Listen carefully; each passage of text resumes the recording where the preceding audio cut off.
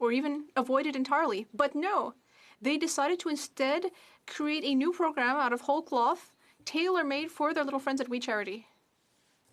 Is it just me? Or is it that the Liberals don't even seem to realize that it's not normal to create a program so their friends can manage it at great profit to themselves? The Honourable Minister. I appreciate the opportunity to share with the member and all Canadians that when it came to the response for COVID-19, this government put out a $9 billion program for students as well as youth. And the federal government stepped up. The federal government stepped up in partnership with provinces and territories, because when it comes to the response to this pandemic, it's really important that we all work closely together.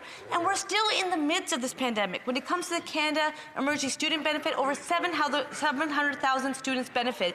When it comes to making sure that students that are entrepreneurs be able to benefit, we increase funding to Futurepreneur. When it comes to making sure that students could pay back their student loans, we actually put a moratorium on student loan payments as well as interest, and the list goes on, Mr. Speaker. We are all working this together, and the Bloc should realize it's going to take all of us to fight this pandemic. We have a lot more work to do.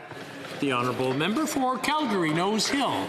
Mr. Speaker, while questions period's been going on, the leaders of 11 municipal governments in the Greater Toronto Area released a statement saying that they wanted to reopen after the current 28-day pause, which is reasonable given that we're 9 months into the pandemic. So, a question for the Health Minister. We see that cases are increasing.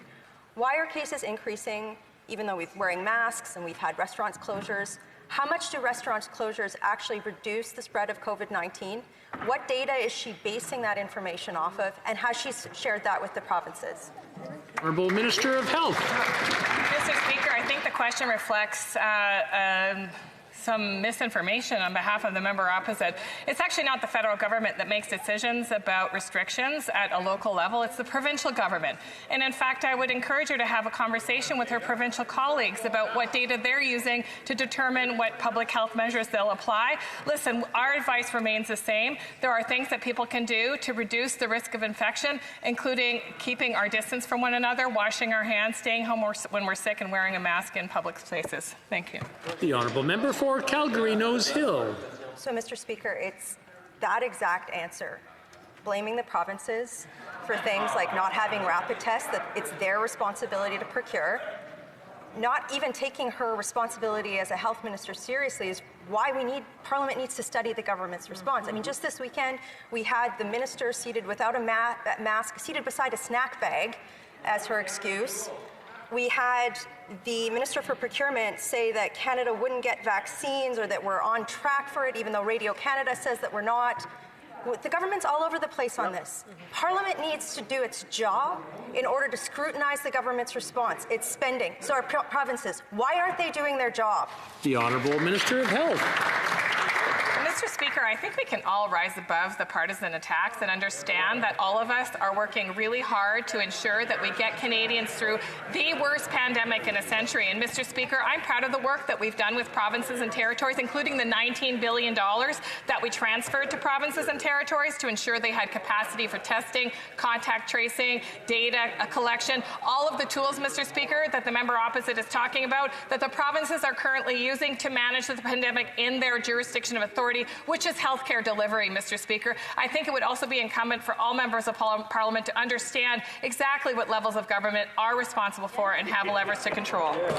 The Honourable Member for Calgary Nose Hill. Mr. Speaker, there's only one taxpayer. There's only one single mom who can't get a rapid test. There's only one person who had to close their business down. We're all responsible for this. We're all in it together, and that's why Parliament needs to come together and scrutinize this response. What she just said was just the antithesis of what we should be doing in this space in this time of crisis. We need to be reviewing the government's response. They don't have it together. That's where Parliament can help. That's what can unite our country. Why is the minister so hell-bent on preventing Canadians from getting answers on their failed response to COVID-19? The Honourable Minister. Mr. Speaker, what I'm quote-unquote hell-bent on is getting Canadians through this pandemic with their health and their economic security, like all members, I would hope, in this House are hell-bent on getting. Mr. Speaker, we have been working day and night, supporting provinces and territories, supporting individuals with economic concerns, supporting small business with wage subsidies and low-interest loans and rent subsidies. Mr. Speaker, we'll be there for Canadians for the long haul, and I am proud of the work of this government, Mr. Speaker, to make sure that every Canadian has the protection they need.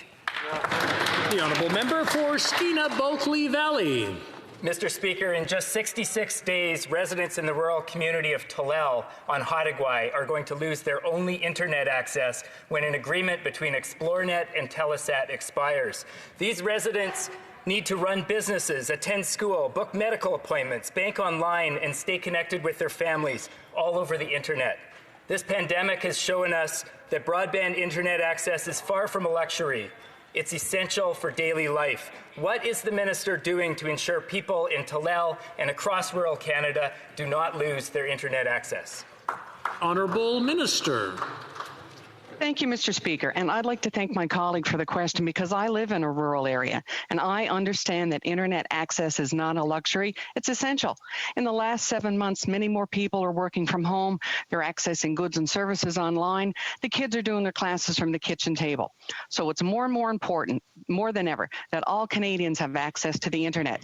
And as was confirmed in the Throne Streets, Mr. Speaker, we will accelerate the connectivity timelines and the ambitions of the Universal Broadband Fund. We're going to ensure that all Canadians, no matter where you live, have access to high-speed internet. Member for Vancouver Kingsway. Since COVID hit Canada, we've seen a series of errors and poor decisions from this government. They failed to ensure our frontline responders had enough protective equipment. They canceled Canada's early warning system, costing us precious time and worse, Canadians' lives. They created a vaccine task force that operates in total secrecy, suffers from conflicts of interest and concerns we're months behind other countries. Canadians need answers to build a better future. Is the real reason the Liberals fear transparency because they're failing to protect Canadians? Honourable Minister. Well, thank you very much, Mr. Speaker, and I want to thank the member opposite for the question. In fact, this government has been fully transparent with Canadians all along. In fact, we have appeared in front of the Health Committee a number of times, me, as well as many officials from both Public Health Agency of Canada and Health Canada. We've provided documentation. We've included and briefed the opposition critics all along the way. Mr. Speaker, we'll continue to be there for Canadians, working with provinces and territories in the global pandemic of our lifetime. The honourable member for Kingston and the Islands. Thank you, Mr. Speaker. When COVID-19 hit Canada last spring, our government put out a call to Canadian companies, telling them Canada needs your help. And so Canadian companies did what Canadians do best. They sprung to action. They retooled and manufactured personal protective equipment. They reached out to their contacts around the world to get equipment to Canada that we need. Those companies are now concerned about the Conservatives' political games around the motion being voted on after question period today. Can the Minister of Public Services and Procurement comment directly on the industry's concern? The Honourable Minister of Public Services. For the question, Mr. Speaker, I want to say that as a government, our obligation from day one has been to protect the health and safety of Canadians. And it's not just our government that is concerned with the motion on the table today.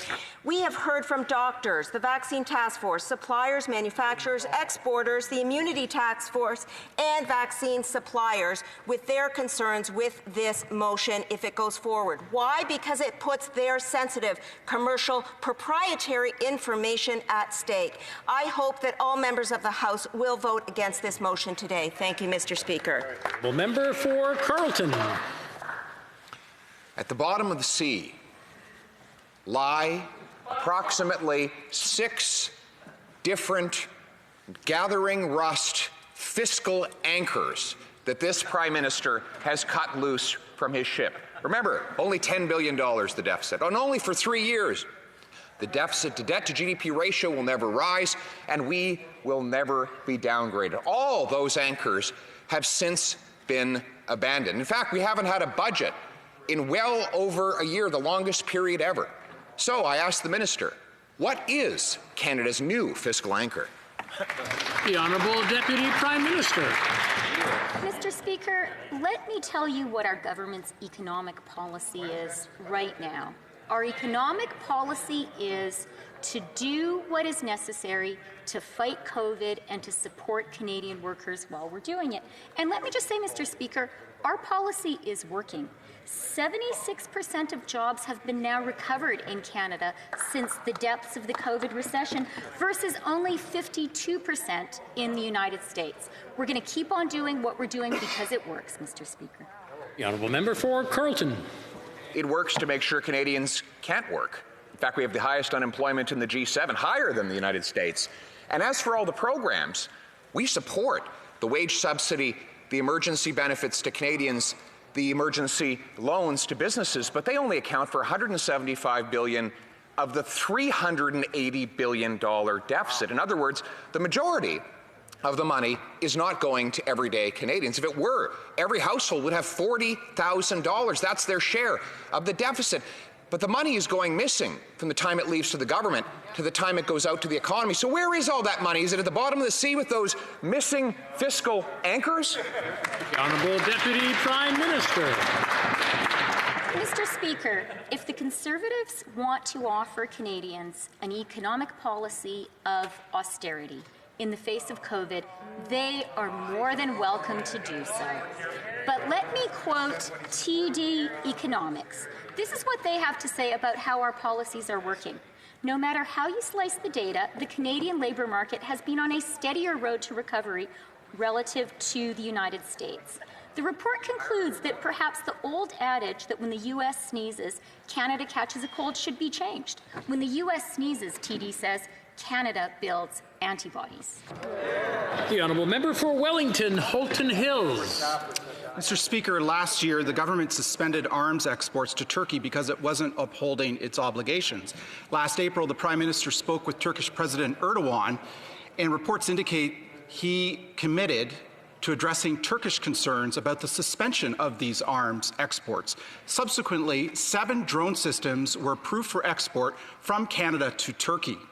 Did the Prime Minister or Foreign Affairs Minister override the recommendations of global affairs officials and approve these exports to Turkey? The Honourable Minister. Thank you, Mr. Speaker, and I want to thank the member for the question. Over the last several weeks, allegations were made regarding Canadian technology being used in the military conflict in Nagorno-Karabakh. And upon learning of these allegations, the minister immediately directed Canadian officials to investigate the claims. And in line with our robust export control regime and due to ongoing hostilities, the minister suspended immediately the relevant export permits to Turkey to allow time to further assess the situation. And we call for all measures, why I may say, to be taken immediately to stabilize the situation on the ground. We want a peaceful resolution. Member for Wellington, Halton Hills. Well, Mr. Speaker, the last 2 previous investigations took 1.5 years and 6 months and led to nothing conclusive being done.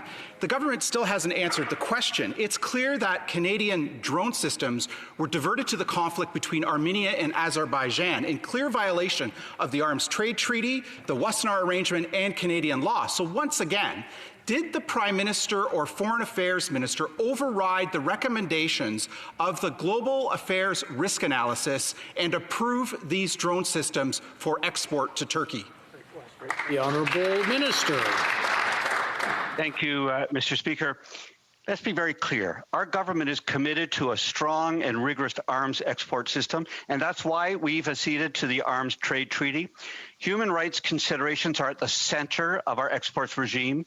And Canada has one of the strongest export control systems in the world, respecting human rights, and these are enshrined in our Canadian legislation.